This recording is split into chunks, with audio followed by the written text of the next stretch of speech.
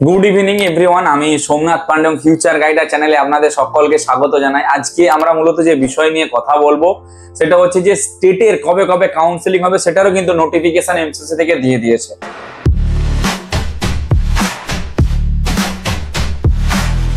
দেখুন, স্টেটের first round যদি দেখি 30শে জুলাই থেকে 6 আগস্ট হচ্ছে ফার্স্ট রাউন্ডে রেজিস্ট্রেশন করতে হবে। বিভিন্ন স্টেটে বিভিন্ন রকমের রয়েছে, কারো 30 থাকতে পারে, 1 থাকতে পারে, 2 থাকতে পারে, কারো 1, 2, 3 থাকতে পারে, কারো 3, 4, 5 থাকতে পারে, কারো 2, 4, 5 থাকতে পারে, কারো 4, 5, 6 থাকতে পারে, যার যেরকম।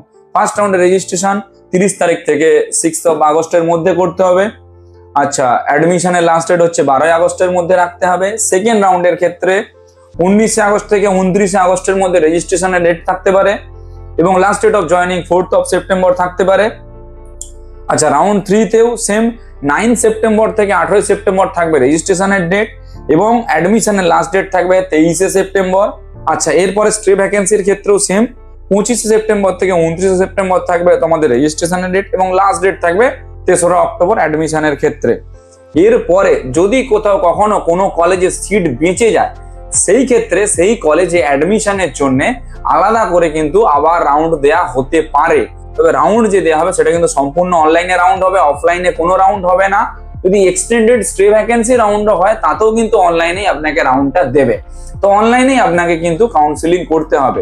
তাই আপনার স্কোর কম আছে বলে যে আপনাকে স্টেট কোটায় কেউ ভেতর থেকে করে দেবে প্রচুর পয়সা দিয়ে, সেটা কিন্তু হবে না, এটা মাথায় রাখবেন।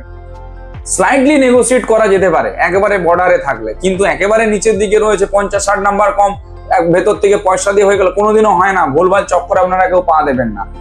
আবারও বলছি, ভুলভাল চক্করে কেউ পা দেবেন না। যদি আপনাকে অ্যাডমিশন নিতে হয় অনলাইনের থ্রু অ্যালটমেন্ট লেটার নিয়েই নিতে হবে।